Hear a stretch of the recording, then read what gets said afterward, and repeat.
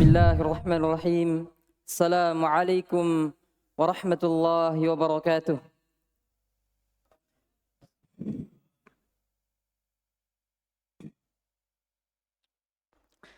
Innal hamdalillah nahmaduhu wa nasta'inuhu wa nastaghfiruh wa na'udzu billahi min shururi anfusina wa min sayyiati a'malina. Man yahdihillahu fala mudilla lahu wa man yudlil fala hadiya lahu. أشهد أن لا إله إلا الله وحده لا شريك له وأشهد أن محمدا عبده ورسوله يا أيها الذين آمنوا اتقوا الله حق تقاته ولا تموتن إلا وأنتم مسلمون يا أيها الذين آمنوا اتقوا الله وقولوا قولا سديدا يصلح لكم أعمالكم ويغفر لكم ذنوبكم ومن يطع الله ورسوله فقد فاز فوزا عظيما. أما بعد فإن أصدق الحديث كتاب الله وخير الهدي هدي محمد صلى الله عليه وسلم وشر الأمور محدثاتها فإن كل محدثة بدعة وكل بدعة ضلالة وكل ضلالة في النار. معاشر المسلمين rahimani wa rahimakumullah jami'an. Di dalam hadits qudsi yang diriwayatkan oleh Abu Dzar Al-Ghifari radhiyallahu taala anhu, beliau meriwayatkan dari Rasulullah sallallahu alaihi wasallam dan Rasulullah sallallahu alaihi wasallam meriwayatkan dari Allah Subhanahu wa taala. Allah Subhanahu wa taala berfirman, "Ya ibadi, inni haramtu dzulma ala nafsi wa ja'altuhu bainakum muharraman fala tadzalamu." Wahai hamba-hambaku, sungguh aku haramkan kezaliman atas diriku dan aku jadikan kezaliman itu sebagai sesuatu yang haram dan janganlah kalian berbuat kezaliman. Di dalam hadits ini menjelaskan akan haramnya kezaliman dan bahaya kezaliman tersebut, dan bahkan syariat pun mengharamkan kezaliman tersebut. Bagaimana tidak? Allah Subhanahu wa taala itu adalah yang maha adil, tidak pernah berbuat zalim kepada hambanya. Allah Subhanahu wa taala berfirman, "Wa ma rabbuka bidzallamin lil 'abid." Dan Allah tidak pernah menzalimi hambanya walaupun sedikit pun, walaupun hanya sedikit. Innallaha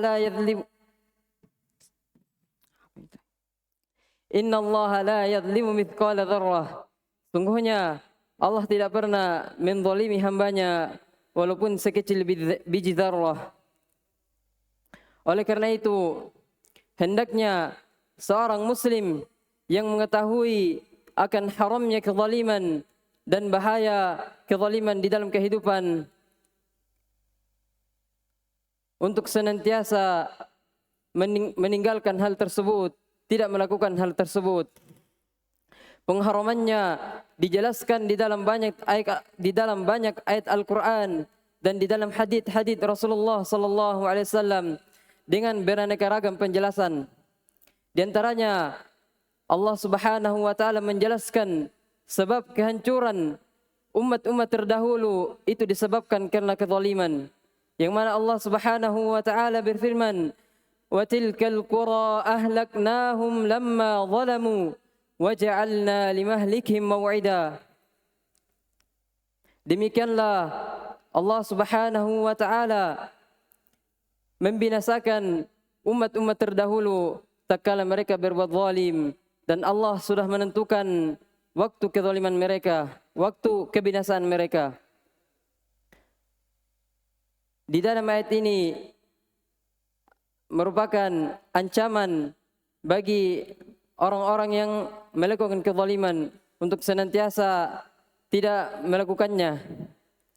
Dan Allah Subhanahu wa taala berfirman, "Walaqad ahlaknal quruna min qablikum lamma zalamu." Demikianlah generasi sebelum kalian, demikianlah kami binasakan generasi-generasi sebelum kalian tatkala mereka berbuat zalim. Dan Rasulullah sallallahu alaihi wasallam membagi kezaliman menjadi 3 bagian.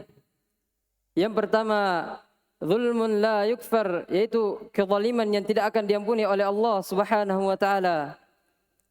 Yang mana kezaliman ini adalah berbuat syirik kepada Allah Subhanahu wa taala.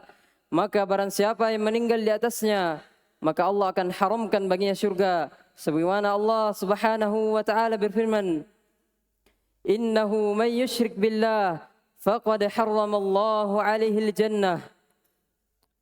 Sesungguhnya barang siapa yang berbuat syirik kepada Allah Subhanahu wa taala, maka Allah akan haramkan baginya syurga.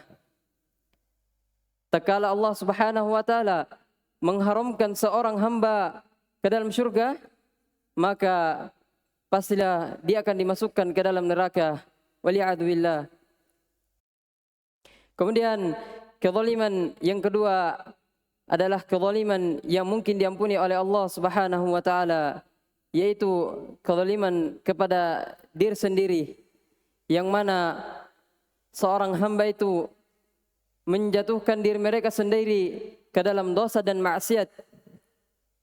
Dan kezaliman yang kedua ini sangat banyak kita dapati di zaman sekarang ini, dan bahkan tidak jarang kita dapati di kalangan para penuntut ilmu. Di antaranya adalah seorang itu bermudah-mudahan di dalam berinteraksi dengan lawan jenisnya. Padahal Allah Subhanahu wa taala telah mengharamkan hal tersebut.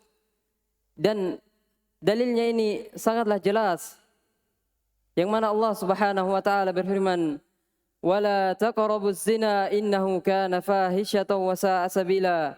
Dan janganlah kalian mendekati zina, karena sesungguhnya zina itu adalah kekejian dan jalan-jalan yang sangat buruk.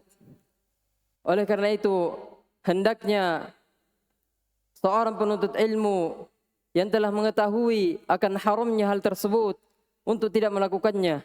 Kemudian kezaliman yang ketiga adalah kezaliman yang tidak akan bisa ditinggalkan, yang mana kezaliman ini adalah yang dilakukan oleh seorang makhluk dengan makhluk yang lainnya. Hal ini pasti akan dihisab oleh Allah Subhanahu wa taala pada hari kiamat. Dan Allah dan Rasulullah sallallahu alaihi wasallam bersabda akan bahayanya kezaliman, yang mana Rasulullah sallallahu alaihi wasallam bersabda, "Fattaqu dzulma fa inna dzulma dzulumatu yaumal qiyamah." Takutlah kalian terhadap kezaliman, karena kezaliman adalah kegelapan-kegelapan pada hari kiamat. Ini merupakan ancaman yang sangat keras dari Rasulullah sallallahu alaihi wasallam. Bagaimana tidak jemaah, pada hari itu seluruh manusia ketakutan, takut akan dosa-dosa yang ia lakukan, takut akan murka Allah Subhanahu wa taala, dan takut akan kegelapan di hari tersebut. Kalaulah kita tidak mampu mengumpulkan amal salih, maka hendaknya kita tidak berbuat zalim. Ma'asyiral muslimin rahimani wa rahimakumullah. Aqulu qawli hadza astaghfiru innahu huwal ghafurur rahim.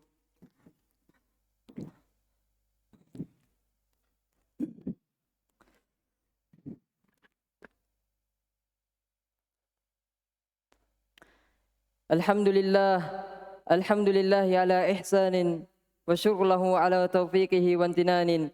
Ashhadu an la ilaha illallah ta'ziman li syanin, wa ashhadu anna Muhammadan abduhu wa rasuluh ad-da'i ila ridwani. Wa sallallahu ala nabiyyina Muhammad wa ala alihi wa sahbihi ajmain, amma ba'd. Inna Allaha wa malaikatahu yusalluna 'alan nabiy. Ya ayyuhalladzina amanu sallu 'alaihi wa sallimu taslima. Allahumma ighfir lil muslimina wal muslimat wal mu'minina wal mu'minat al ahya'i minhum wal amwat, innaka sami'un qaribun mujib da'wat, wa ya qadiyal hajat. Rabbana atina fid dunya hasanah wa fil akhirati hasanah wa qina adzaban nar. Ibadallah, innallaha ya'muru bil 'adli wal ihsan وإيتاء ذي القربى وينهى عن الفحشاء والمنكر والبغي يعظكم لعلكم تذكرون. أقيموا الصلاة.